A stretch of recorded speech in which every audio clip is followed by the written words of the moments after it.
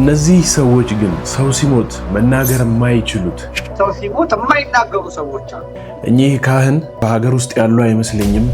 እኔ በምችለው አቅሜ በምችለው እግዚአብሔር በሰጠኝ በዚህ በክህነቴ አውግዤዋለሁ። ኦርቶዶክስ ሆነን መሽመድመድና መንቀጥቀጥ መፍራትም እንደሌለብን አባቶቻችን የሚያጠናክሩንን ሳገኝ ወኔ ቀሰቀሰ። ኦርቶዶክስ ሆነ ተፈራለህ፣ ትንቀጠቀጣለህ፣ ትሽመደመዳለህ።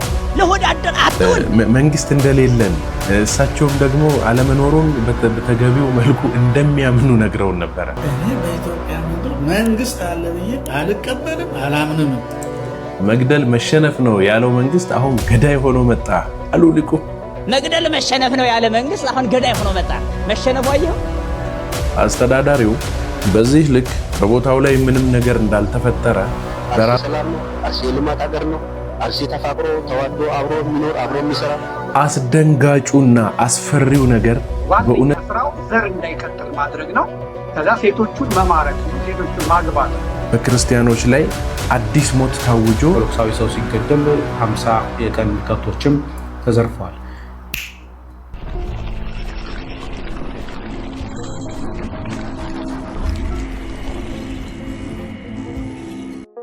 ሰላምና ጤና ፍቅርና በረከትን ይስጥልን። እንደምን አላችሁ የተከበራችሁና የተወደዳችሁ የክርስቶስ ቤተሰቦች እንዲሁም የግዕዝ ሚዲያ ቤተሰቦች እንደምን ሰንብታችኋል ለማለት እወዳለሁኝ። አጫጭርና ወቅታዊ የሆኑ መረጃዎችን ይዤላችሁ በድጋሚ ወደ እናንተ መጥቻለሁኝ። በቀጥታ ወደ መርሃ ግብሩ ነው የምንሄደው።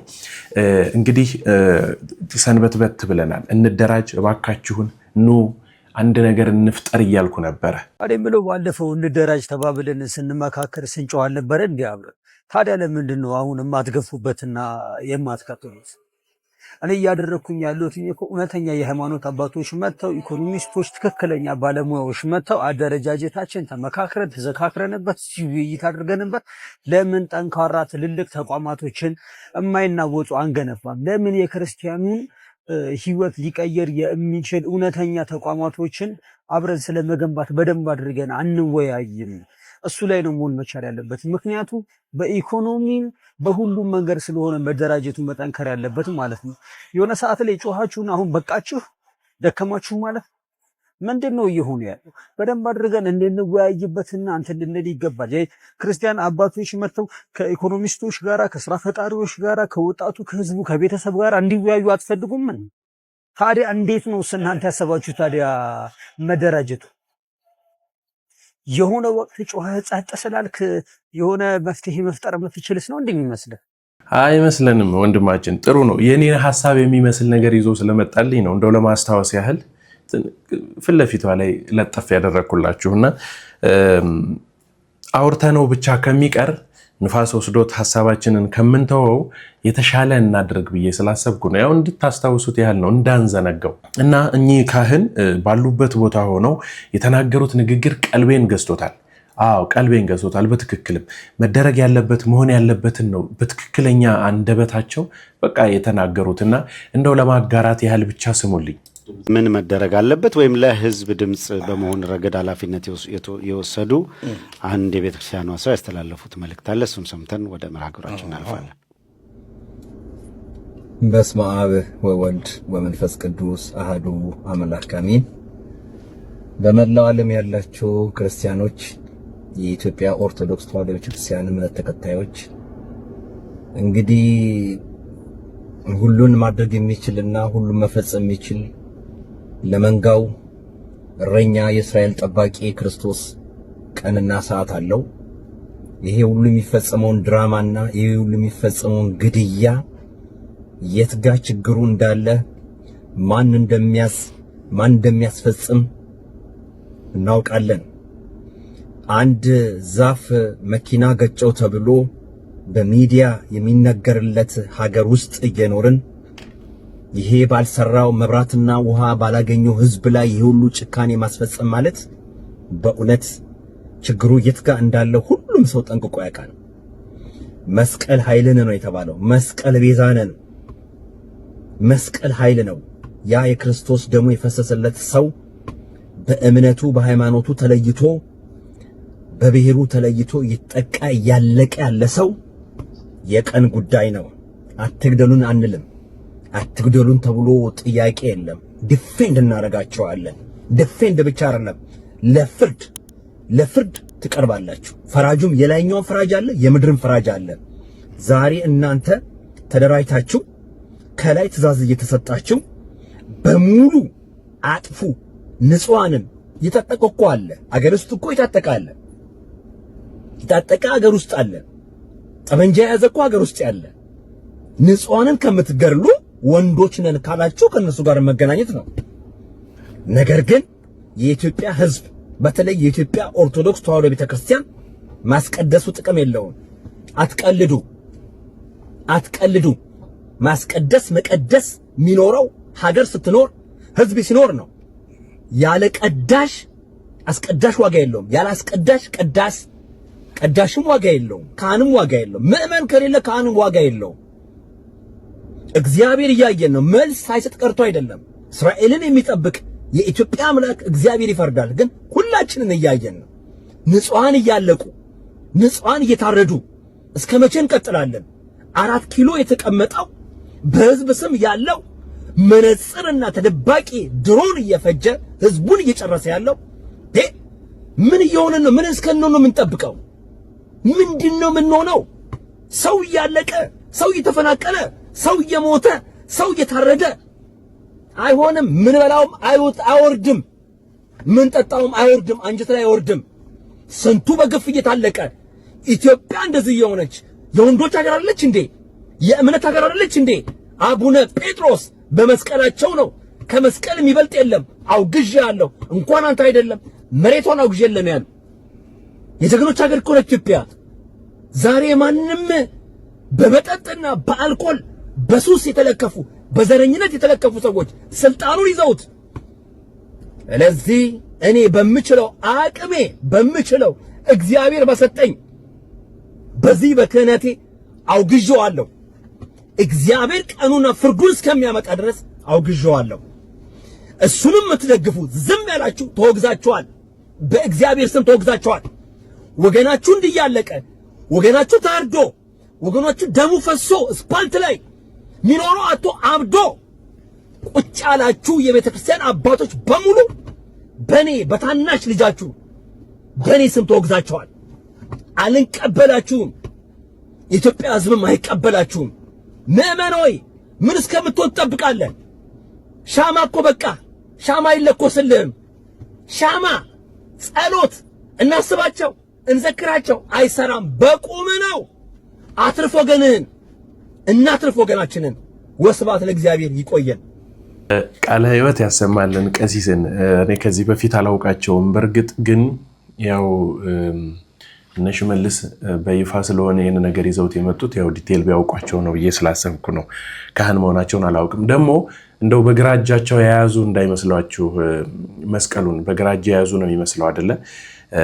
እንዴት ነው ሰልፊ ሲቀረጽ በካሜራ በስልክ ካሜራ ሰልፊ ተደርጎ ሲቀረጽ ገልብጦ ነው እንትን የሚለው የሚቀርጸው። እናንተም ቼክ ማድረግ ትችላላችሁ በስልካችሁ።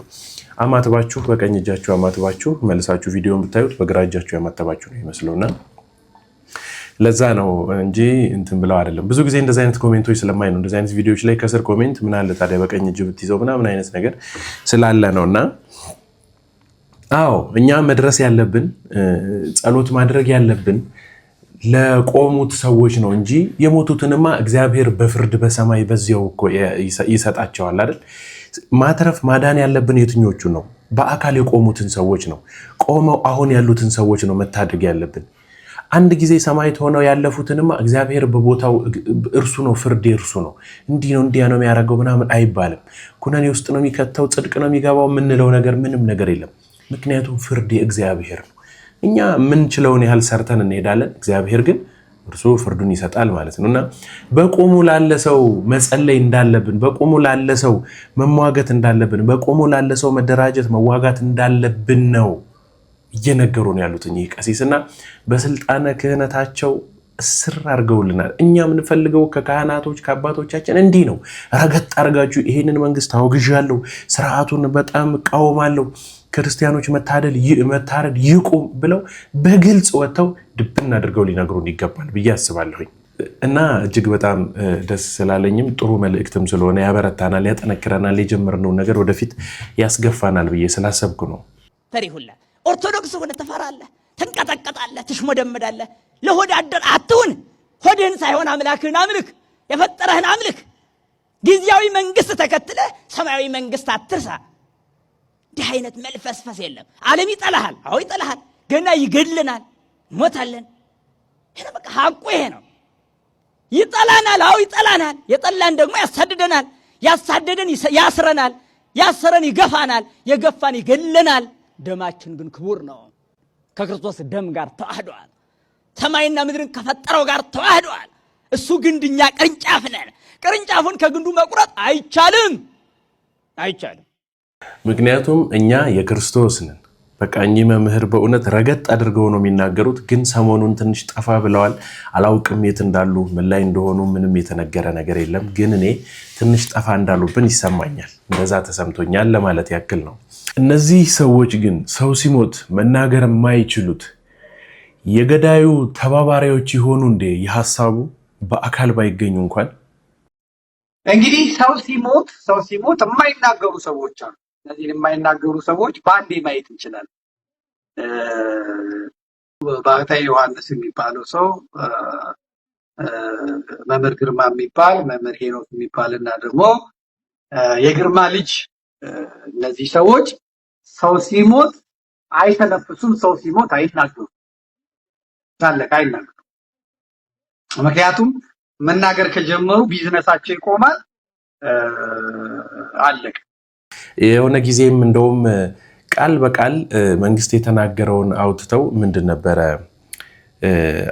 መግደል መሸነፍ ነው፣ ሽንፈት ነው የሚል ነገር የተነገረ ነበረና እሱን ነገር በደንብ እንደ ማብራራት አድርገው ሲሉት ነበር። እንደውም ቪዲዮን ሳላገኘው አልቀርም። ቆይ እስኪ መግደል መሸነፍ ነው ያለ መንግስት አሁን ገዳይ ሆኖ መጣ።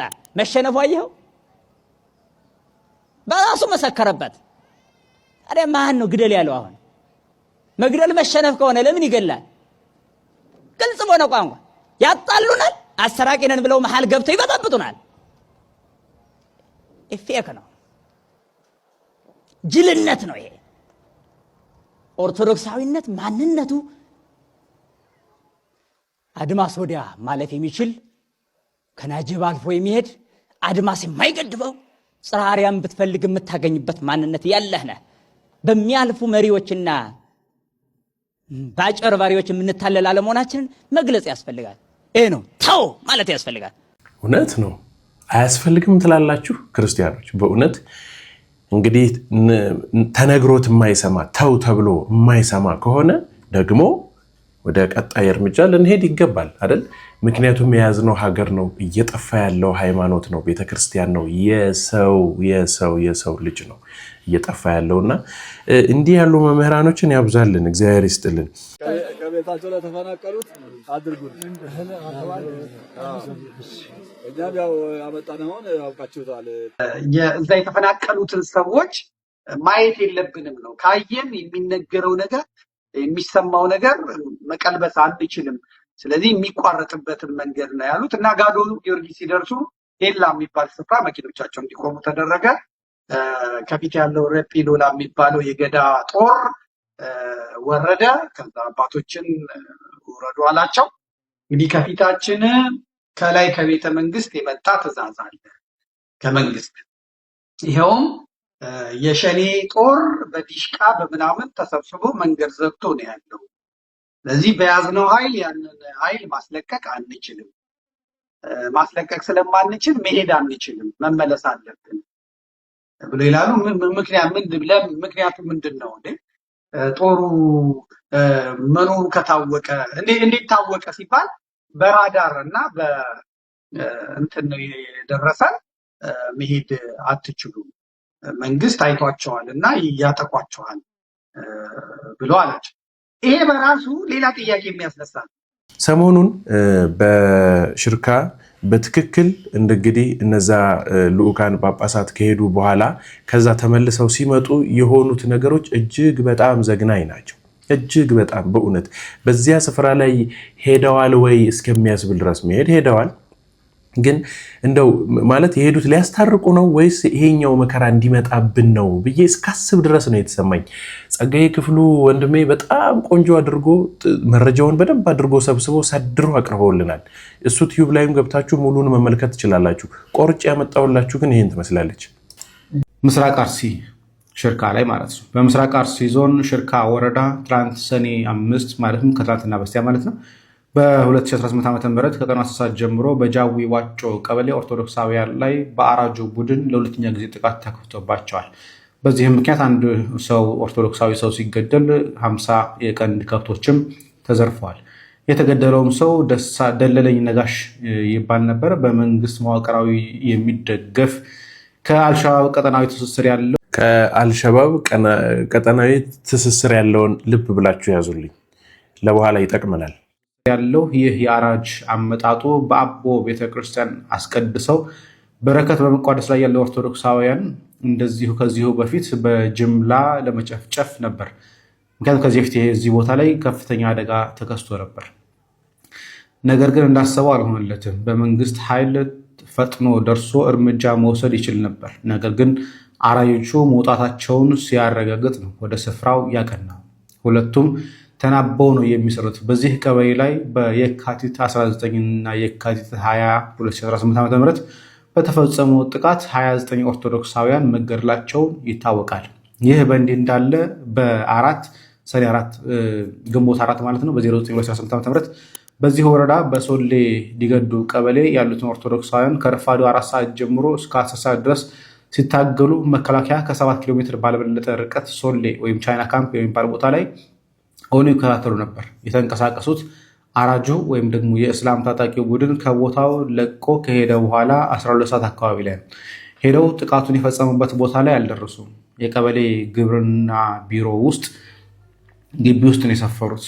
ህዝባችን እንዲህ ባለ ስልታዊ ነገር እየተጠቃ ያለው አሰቡት። መከላከያ 7 ኪሎ ሜትር ነው ርቀቱ፣ ነገር ግን መሄድ አይፈልግም።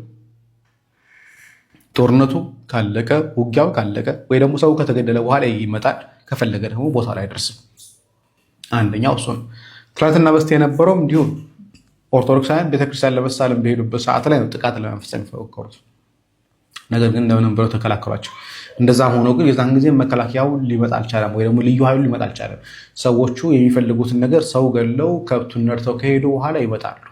ሆን ተብሎ ባሉ ሰዓት ላይ መምጣት አይፈልጉም። ምክንያቱም ተናበው ኦርቶዶክሳውያን ካለቁ በኋላ ደርሻለሁኝ መጥቻለሁኝ ለማለት ሲሞክሩ እንጂ ጦርነቱ ባለ ሰዓት ላይ ሰፊ ሰዓት ጦርነቱ እየተገፋ ባለ ሰዓት ላይ ከ15 እና ከ20 ደቂቃ ባልበለጠ የመኪና መንገድ ላይ ሆነው ነገር ግን ያን ቦታ መጥተው ማዳን ኦርቶዶክሳውያን መታደግ እየቻሉ አይደለም ወይ ደግሞ አይፈልጉትም።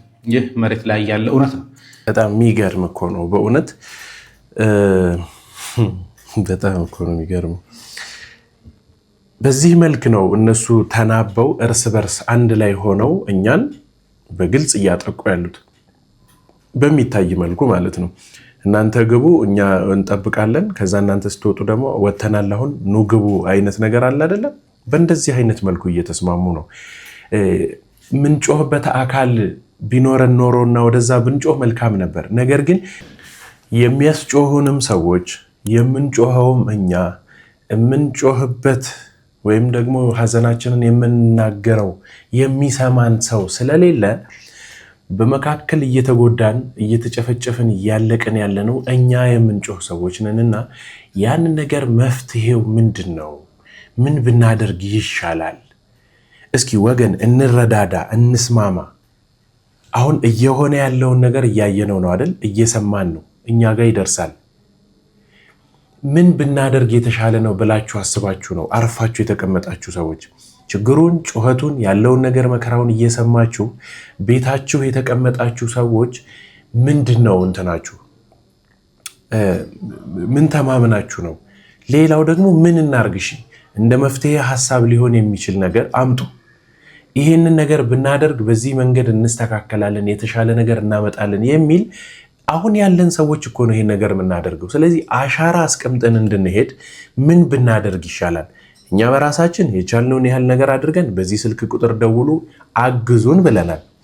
ያንን ነገር ማድረግ ያልቻላችሁ ሰዎች መቼም በራሳችሁ የሆነ ነገር ቢኖር ነው ያንን ነገር ለማድረግ ምን ወደፊት ሄዳችኋል? ምን ተጠግታችኋል? እሷን ነገር እስኪ ያስተካክሉልኝ። ስለዚህ እንደው ከእናንተ አሁን በምትደውሉ ሰዎች ሐሳባችሁን መስማት እፈልጋለሁ።